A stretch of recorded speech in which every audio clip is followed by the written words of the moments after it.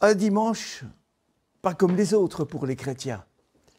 Un dimanche pas comme les autres et qui devrait correspondre avec une fête juive, même si cette année, la fête juive a été déjà la fête de Pentecôte, le Shavuot a été déjà fait la semaine dernière, mais c'est une fête particulière, chrétienne pour nous, et c'est un point de repère dans notre vie de tous les jours. En fait, nous connaissons 3 grandes fêtes, ou même 4 normalement. La Noël, mais qui n'est pas une fête que nous trouvons dans la parole de Dieu, Pâques, l'Ascension, et puis il y a la Pentecôte. Pentecôte. On ne va pas faire une revision de géométrie ici, mais hexagone aussi qui a 6 côtés. Pentagone, il y a 5 côtés, donc Pentecôte, ça veut dire 50e jour. 50e jour après Pâques, après la résurrection. 50e jour après la résurrection. 40 jours plus tard, après la résurrection, Jésus est monté au ciel, les 40 jours. Et puis il restait 10 jours pendant lesquels, eh bien, il a fallu que les disciples attendent. Et c'est à eux et avec beaucoup de preuves, nous est-il dit dans Acte 3, qu'il se présenta vivant. Après avoir souffert, il leur apparut pendant 40 jours. Et pendant ces 40 jours, il leur a parlé du règne de Dieu. Il leur a certainement parlé de choses qu'ils n'avaient pas encore entendues et qui concernaient le pouvoir que Dieu avait, l'amour de Dieu et ce qui allait advenir. Et ensuite, il a rejoint le Père, mission accomplie. Il avait tout accompli et nous l'avons rappelé à travers la scène ici. Et il nous a montré le chemin par lequel il est reparti vers le Père, mais aussi par le chemin par lequel il reviendra. C'est ce que nous avons aussi partagé à travers la scène en ces instants. Il revient. Il revient au jour qui est connu du Père, mais que nous ne connaissons pas. Alors Pentecôte, c'est donc une fête, Shavuot, c'est une fête juive, mais quelle est la signification de cette fête juive? Vous savez, lorsque vous consultez les fêtes juives dans Exode ou dans Lévitique, ou dans tous les livres du Pentateuque, vous verrez que les Juifs fêtent beaucoup de choses. Ils fêtent énormément de choses. Et pour un temps qui n'est pas comme nous, aujourd'hui, le jour, et peut-être demain, mais ça dure 3, 4, voire une semaine, les fêtes. Et les fêtes doivent marquer pour les Juifs quelque chose dans lequel ils glorifient Dieu. Peut-être que nous oublions un peu ces choses, mais dans notre vie de chrétien, aujourd'hui, nous allons fêter cette fête avec comme si aussi les Juifs le font le jour de Shavuot. Et pour cela, prenons Exode, nous allons avoir quelques lectures, Exode 19, 4 à 6. Alors, cette fois-ci, vous n'aurez pas le texte, je me suis dit dans le fond, c'est bien que chacun prenne sa Bible, ou alors écoute ce qui est dit dans cette parole. J'ai introduit un tout petit peu, en fait, le peuple de Dieu, le peuple d'Israël a été délivré, nous sommes donc après Pâques, le peuple de Dieu a été délivré, et voilà que Moïse va monter vers Dieu. C'est toujours ce temps où on se met à part pour Dieu. Le Seigneur l'appela de la montagne et lui dit, ça c'est au verset 3, « Voici ce que tu diras à la maison de Jacob, ce que tu annonceras aux Israélites. » Verset 4, « Vous avez vu vous-même ce que j'ai fait à l'Égypte. Je vous ai porté sur des ailes d'aigle, je vous ai fait venir à moi. Maintenant, si vous m'écoutez et si vous gardez mon alliance, vous serez mon bien propre parmi les peuples, car toute la terre m'appartient. Quant à vous, vous serez pour moi un royaume de prêtres et une nation sainte. Voilà ce que tu diras aux Israélites. Voilà la parole que Moïse reçoit.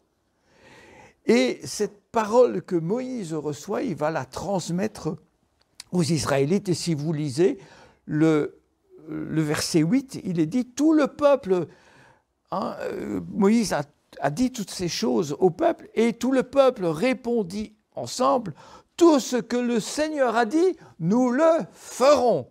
Ah, magnifique, quel engagement! Le peuple d'Israël est prêt, et Moïse va aller dire à Dieu ces paroles. Exode, maintenant, nous allons prendre Exode 23, 16 à 25. Et là, sont repris aussi, c'est la fête de toujours Shavuot. Et au chapitre 23, versets 16 à 19. Observe la fête de la moisson, celle des premiers fruits, des prémices de ton travail, de ce que tu auras semé dans les champs, ainsi que la fête de la récolte à la fin de l'année, quand tu récolteras des champs le fruit de ton travail. 3 fois par an, toute la population mâle devra paraître devant Dieu le Seigneur. Tu n'offriras pas avec quelque chose de levé le sang de mon sacrifice. La graisse de ma fête ne passera pas par la nuit jusqu'au lendemain. Excusez-moi, mais ma gorge me fait défaut. Tu n'apporteras pas à la maison du Seigneur ton Dieu à la maison du Seigneur ton Dieu les prémices des premiers fruits de la terre. Tu ne feras pas cuire un chevreau dans le lait de sa mère. Toutes ces indications qui nous sont données dans Exode peuvent nous paraître particulières.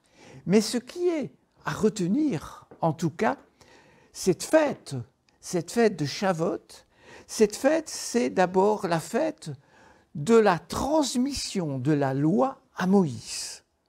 Voilà des paroles qui vont être dites à Moïse. Et si vous prenez Exode 20, vous verrez la loi que vous connaissez, les 10 commandements. Cette loi qui va être donnée au peuple. C'est la fête, cette fête, c'est la fête du don de la loi, de la transmission de la loi. C'est aussi, et on l'a vu, et on le verra en fin de culte, la fête pour les prémices. On vient donner les prémices de ce qui s'est passé, la récolte, les premières récoltes. Il est là question de la nourriture spirituelle et de la nourriture alimentaire, de 2 choses. Cette fête, c'est la fête de Shavuot. La première lecture évoque donc de la part de Dieu une alliance. Voilà ce que je vous dis et ce que vous devrez faire. Moïse monte sur la montagne, le Sinaï. Il va monter sur la montagne, il va recevoir cette parole. Dieu rappelle qu'il a délivré son peuple de l'esclavage. Et il nous a raconté une chose extraordinaire, c'est qu'il a porté sur des ailes d'aigle son peuple. Pourquoi faire? Pour le faire venir à lui. Pour le faire venir à lui. Il a entendu les cris du peuple. Il en a pris soin, il s'est comporté comme une maman aigle porte ses petits, protège ses petits et les porte. Et les porte dans un lieu sûr. Et c'est par pure grâce qu'il a fait ça, pas par des faveurs méritées, mais imméritées, qu'il a fait sortir son peuple d'Égypte. Mais sortir pour aller où? Et les réponses là. Je vous ai fait venir à moi. Dieu, lui, le Tout-Puissant, il nous attire à lui. Et ce que nous devons retenir de cela, c'est que dans toutes nos détresses, Dieu nous attire à lui. Il veut nous faire venir à lui. Parce qu'il est un Dieu de proximité. Il n'est pas un Dieu lointain et inaccessible, non. Il veut se faire proche de nous. Comme une maman, comme un papa, veille sur ses enfants. Et il veut que nous nous approchions de lui. Il ne veut jamais nous abandonner. Il a toujours besoin d'avoir le regard posé sur nous. Toutefois, ce contrat qui nous est fait comme l'alliance avait été faite avec Abraham, Isaac et Jacob, avec une exigence, une obéissance.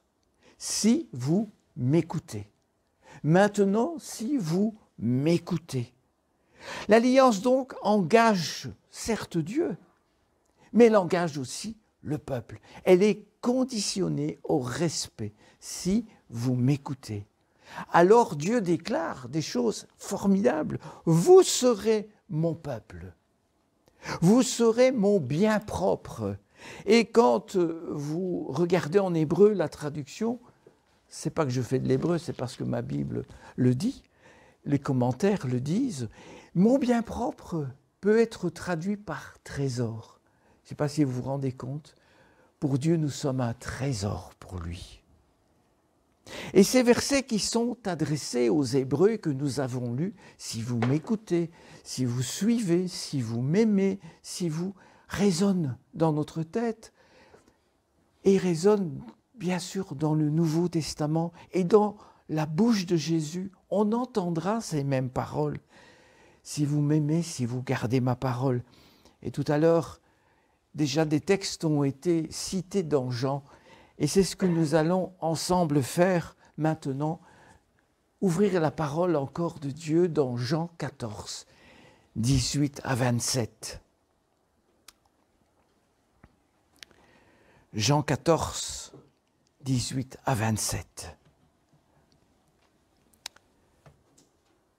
Jésus parle et il s'adresse à ses disciples.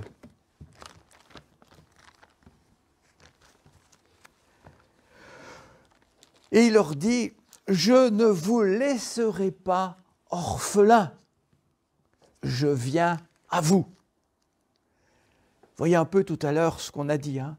Si je vous attire, c'est parce que je veux que vous soyez près de moi. Eh bien, pour vous sortir de là, moi, je viens à vous. Verset 19, « Encore un peu, et le monde ne me verra plus, mais vous, vous me verrez, parce que moi je vis, et que vous aussi vous vivrez. En ce jour-là, vous saurez que moi je suis en mon Père, comme vous en moi, et moi en vous.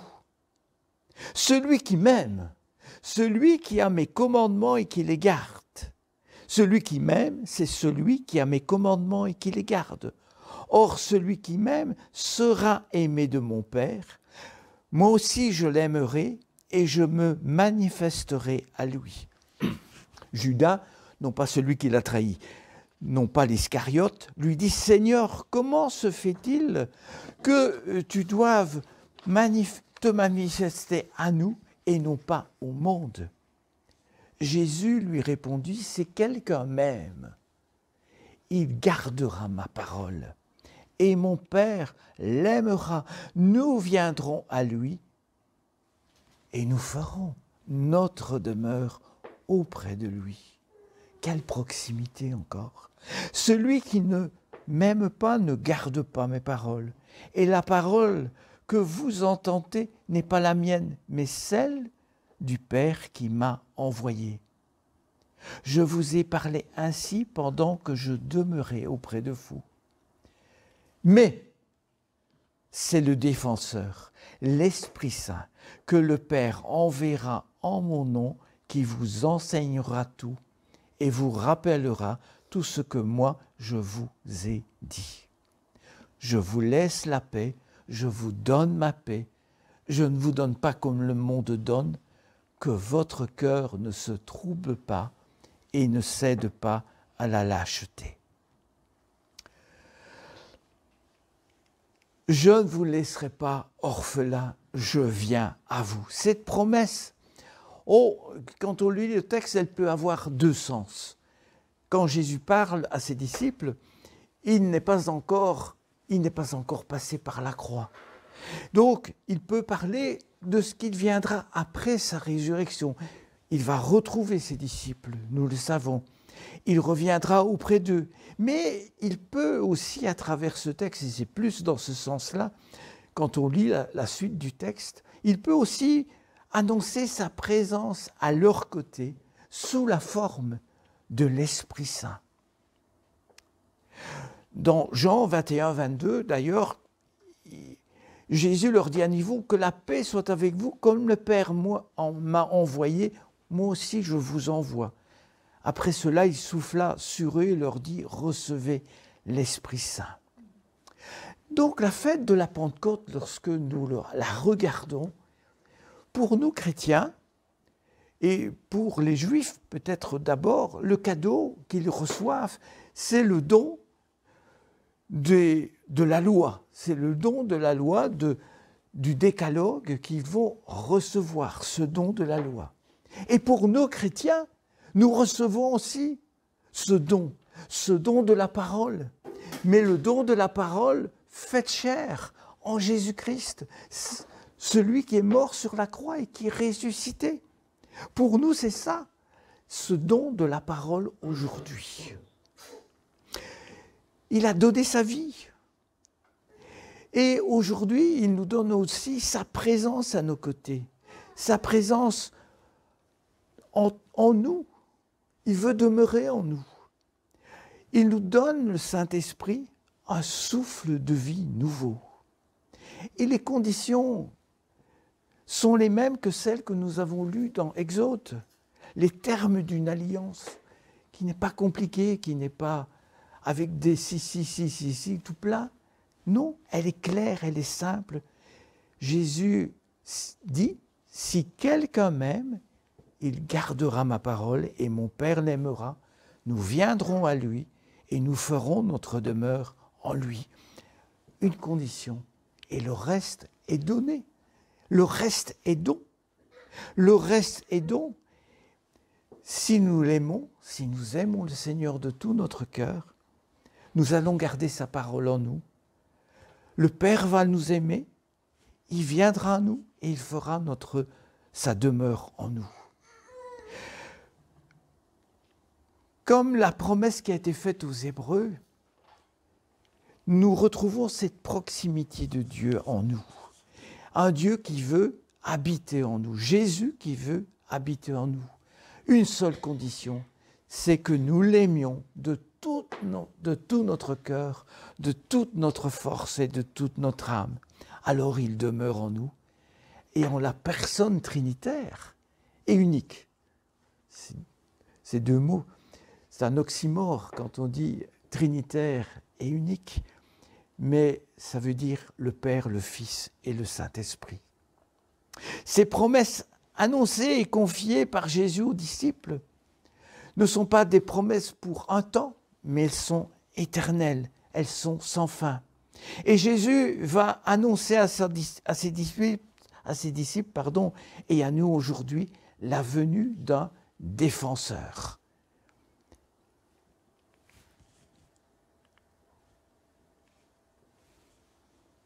Jean 14, 16. Moi, je demanderai au Père de vous donner un autre défenseur pour qu'il soit avec vous pour toujours. Jésus, l'Esprit de vérité, que le monde ne peut recevoir parce qu'il ne le voit pas, parce qu'il ne le connaît pas. Vous le connaissez parce qu'il demeure auprès de vous et qu'il sera en vous. C'est le Père qui enverra toutes ces choses. Il aura pour mission, le Saint-Esprit, de nous enseigner, de nous conduire dans une meilleure connaissance du Père, du mystère de Christ. Il aura pour mission de nous conseiller. Il aura aussi pour mission de rendre témoignage du Christ. Jean 15 nous dit aussi, quand viendra le défenseur, celui que moi je vous enverrai du Père, l'Esprit de la vérité qui provient du Père, c'est lui qui me rendra témoignage. Ce Saint-Esprit aura aussi pour mission de nous aider dans la proclamation de l'Évangile, puisque nous devrons être des témoins. Il aura pour mission de nous fortifier, de nous faire grandir dans la foi, de nous reprendre, de nous encourager, et davantage encore. et davantage encore. Et cette promesse de Jésus s'accomplit. C'est le don de la parole, c'est le don de Jésus-Christ qui s'est donné pour nous et qui a accompli tout sur la croix. Mais il y avait cette promesse qui était donnée et que Jésus avait donnée dans, si nous lisons dans Actes 1, 8, dans Actes 1, 8 pour être...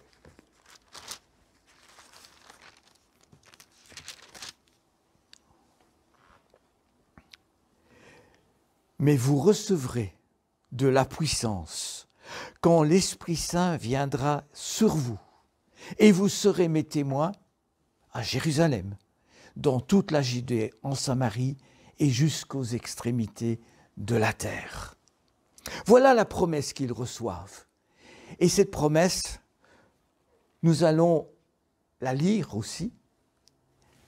Nous allons lire dans Actes 2, 1, 14. On ne peut éluder ce passage le jour de la Pentecôte. Actes 2, 1, 14. Lorsqu'arriva le jour de la Pentecôte, ils étaient tous ensemble dans un même lieu. Tout à coup, il vint du ciel un bruit comme celui d'un violent coup de vent qui remplit toute la maison où ils étaient assis.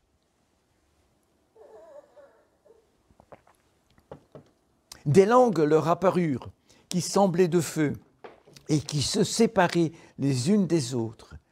Il s'en posa sur chacun d'eux. Ils furent tous remplis d'Esprit Saint, et se mirent à parler en d'autres langues, selon ce que l'Esprit leur donnait d'énoncer. Or, des Juifs pieux de toutes les nations qui sont sous le ciel habitaient Jérusalem. Au bruit qui se produisait, la multitude accourut et fut bouleversée, parce que chacun les entendait parler dans sa propre langue. Étonnés, stupéfaits, ils disaient « Ces gens qui parlent ne sont-ils pas tous Galiléens? Comment se fait-il que chacun de nous les entende dans sa langue maternelle ? Parthes, Mèdes, Élamites, habitants de Mésopotamie, de Judée, de Cappadoce, du pont d'Asie, de Phrygie, de Pamphylie, d'Égypte, de Libye, Cyrénaïque, citoyens romains, juifs et prosélytes, crétois et arabes, nous les entendons dire dans notre langue, quoi?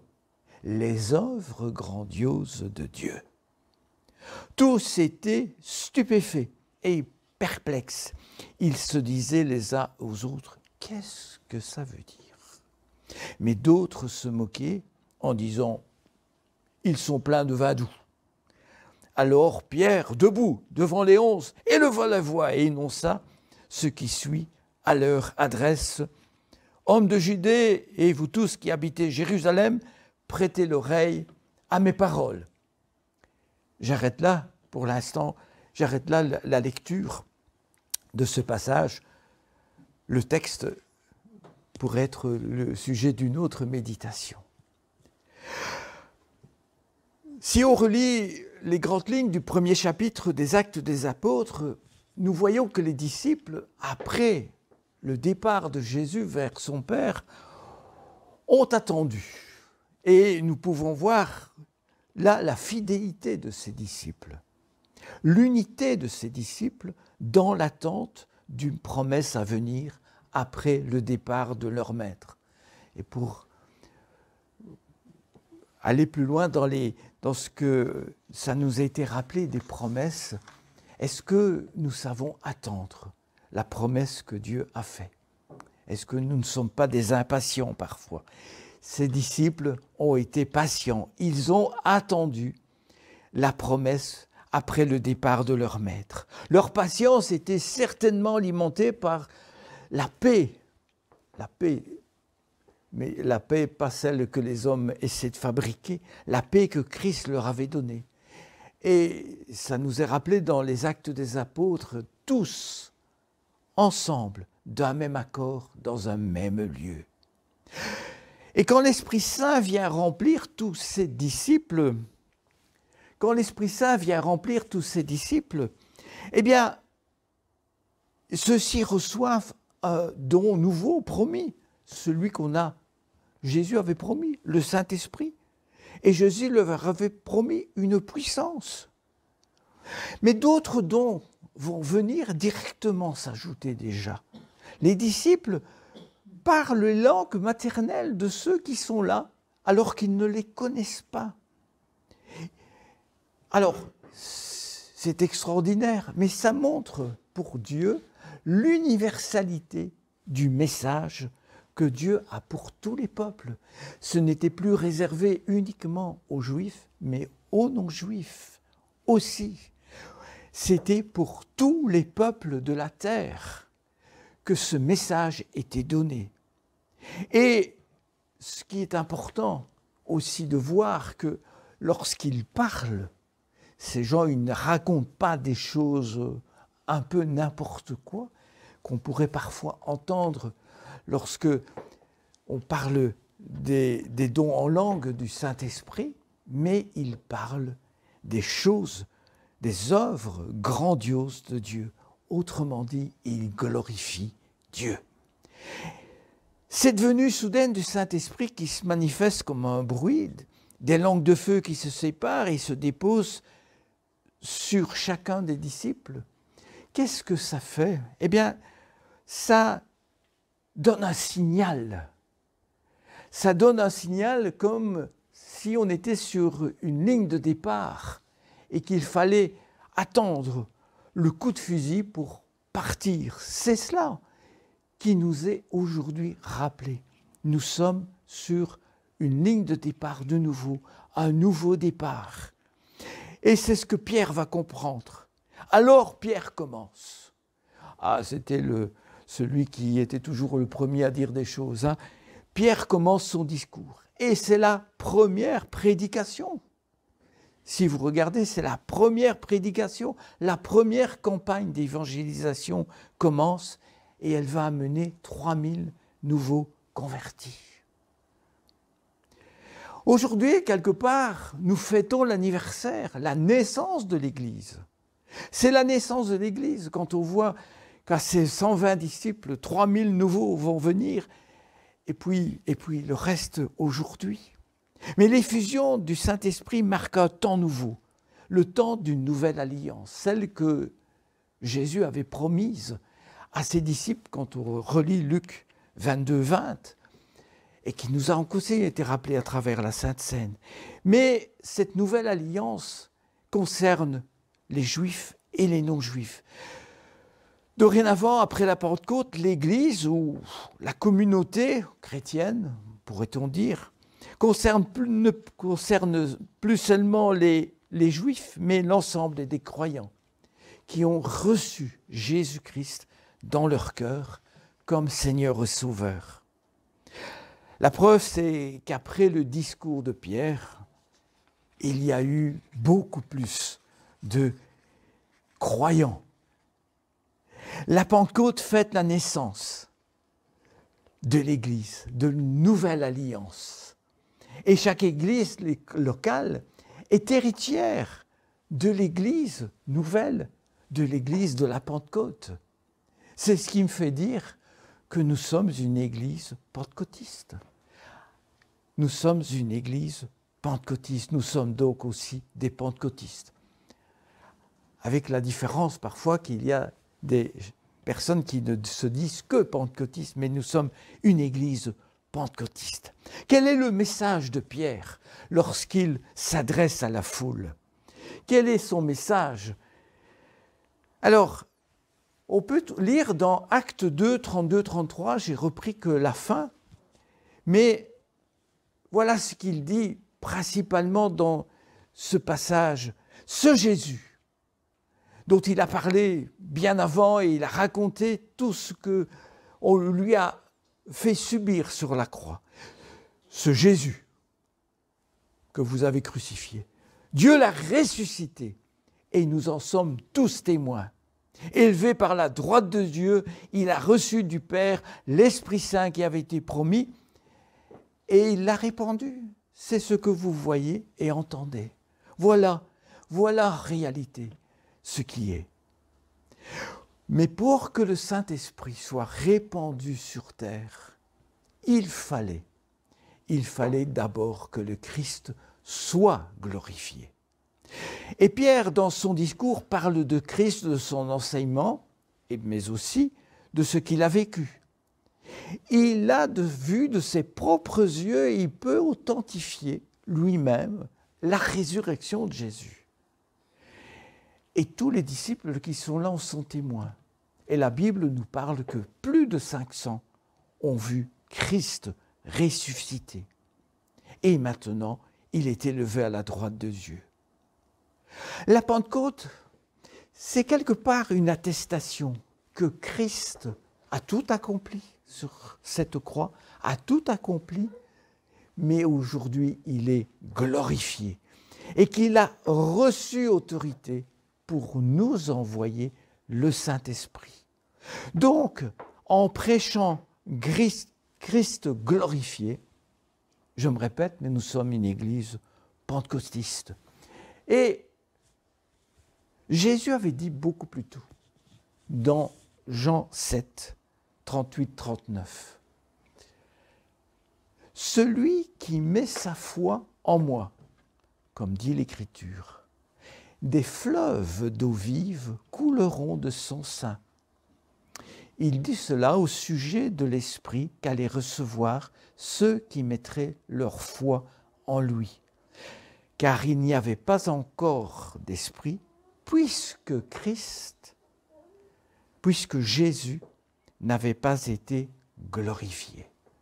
Voilà toute l'explication. Elle nous est donnée dans la parole de Dieu. Par conséquent, croire en Jésus et recevoir l'Esprit Saint vont de pair. Dès que nous avons mis toute notre vie, toute notre confiance en Jésus, que nous avons reconnu que Jésus est notre Seigneur et Sauveur, à ce moment-là, nous recevons aussi l'Esprit Saint. Les deux vont de pair, croire et recevoir. Ça nous a été dit tout à l'heure, le même Esprit pour tous. C'est le même Esprit pour tous. L'Église est unie par l'Esprit Saint. Oh, certes, nous sommes tous différents. Et nous avons tous des sensibilités différentes. Mais un point commun nous unit. C'est le Saint-Esprit, à travers lequel il y a le Christ glorifié. Dès que nous mettons notre foi en Christ, dès que nous devenons chrétiens, nous appartenons au même corps grâce à l'Esprit de Dieu qui habite en nous. C'est ce qui nous unit. La Pentecôte est donc une fête aussi qui nous unit, qui nous réunit. Nous appartenons tous à la même famille.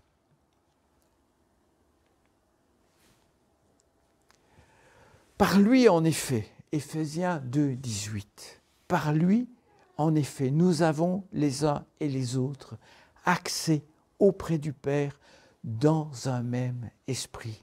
Ainsi donc, vous n'êtes plus des étrangers ni des exilés, vous êtes des concitoyens, des saints, membres de la maison de Dieu. Magnifique.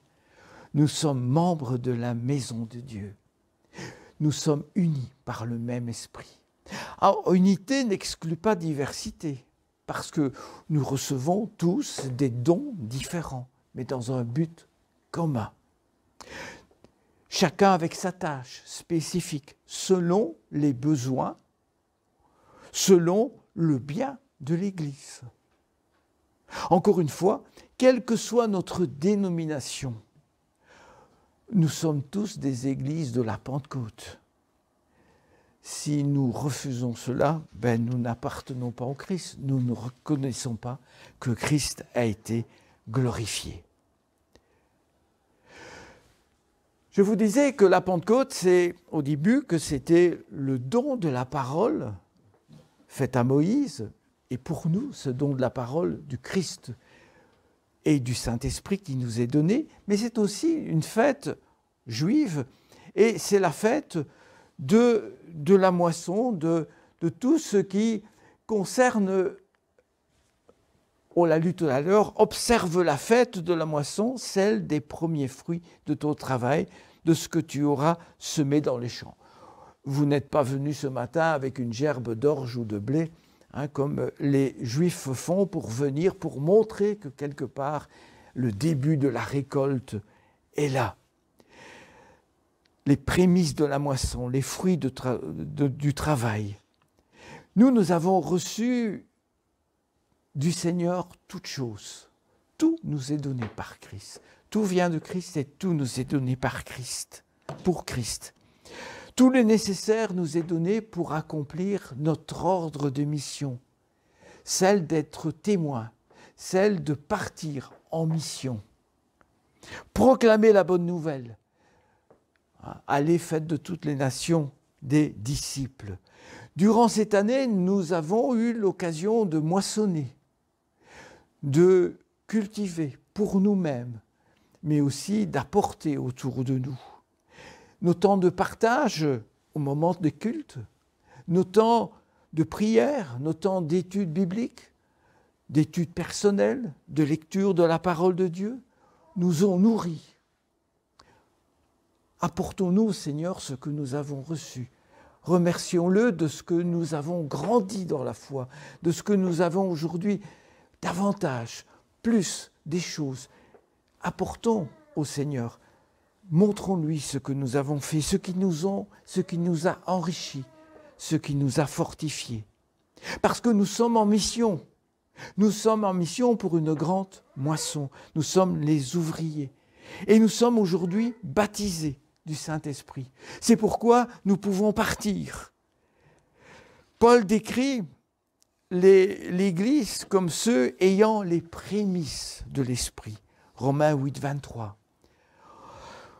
On ignore généralement que le Créateur de toutes choses a un plan méthodique, a un plan parfait, et il veut sauver toute l'humanité.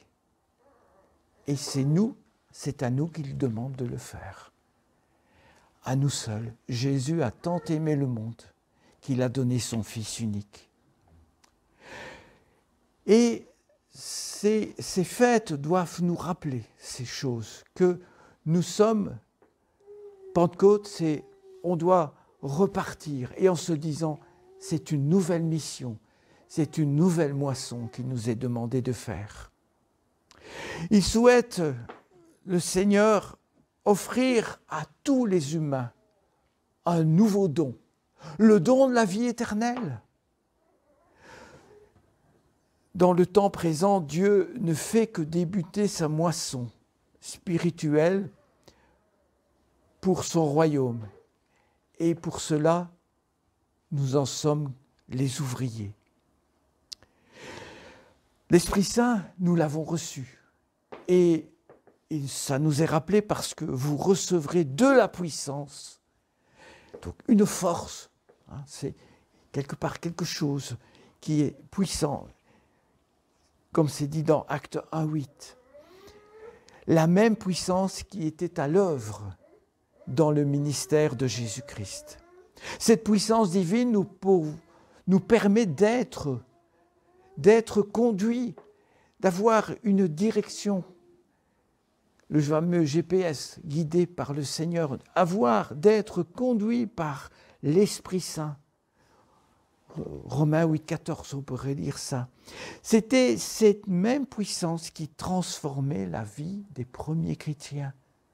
Mais elle doit continuer à nous transformer, à transformer ceux à qui nous témoignons de ce que Jésus a fait dans nos vies. Et ce même esprit qui œuvre dans l'Église aujourd'hui. Paul explique dans Timothée, en effet, l'esprit que tu as reçu, eh bien c'est un esprit rempli de force, d'amour et de sagesse. Et tu n'as pas reçu un esprit de timidité, de lâcheté, non. C'est un esprit de force que tu as reçu, un esprit d'amour et de sagesse. 2 Timothée 1,7. Alors, la Pentecôte, je termine, la Pentecôte nous rappelle d'année en année que notre Créateur accomplit encore aujourd'hui des miracles. Et il accorde son esprit aux prémices de sa moisson spirituelle et il nous rend capables alors d'accomplir l'œuvre qu'il nous a confiée à travers le monde. Amen. Prions. Seigneur, tu nous as rappelé ce matin. Tu nous as rappelé ce matin que tu es un Dieu de délivrance. Tu as délivré ton peuple d'Israël. Et tu l'as délivré d'une manière extraordinaire. Mais c'est dans tes plans. Et tu les as attirés à toi, comme tu veux aussi nous attirer à toi à chaque instant. Tu veux que nous soyons dans ta présence. Tu désires habiter en nous. Tu désires vivre dans nos vies, dans nos cœurs. Tu nous demandes simplement que nous t'aimions, que nous gardions tes paroles, que nous te restions fidèles. Parce que tu veux que nous soyons près de toi. Seigneur, tu veux nous renouveler dans notre nourriture spirituelle, dans notre vie. Tu veux nous faire grandir. Et ton Saint-Esprit nous aide à grandir. Seigneur, que nous puissions, à travers ce que nous avons reçu de ton Saint-Esprit, aussi rester unis. Et nos études bibliques que nous faisons les uns les autres nous font grandir aussi, parce qu'elles nous édifient, elles nous exhortent. Merci Seigneur, parce que c'est un message universel que tu veux nous donner ce matin. Merci Seigneur pour ton Saint-Esprit qui s'est répandu sur nous. Merci Seigneur parce que nous pouvons proclamer aujourd'hui Christ est réellement ressuscité. Oui Seigneur, et tu as fait de nous pauvres que nous sommes, des ambassadeurs, des témoins pour être ces porteurs, pour sauver le monde, pour que les gens aient la vie éternelle. Ô Seigneur, mets-nous en marche, que nous ne gardions pas ces choses et que dans un coin, mais au contraire que nous soyons porteurs de cette lumière autour de nous. Seigneur, nous te demandons ton aide, mais comme Pierre, nous voulons nous mettre en marche et te dire merci Père parce que tu vas bénir chacun d'entre nous et ton Église. Amen.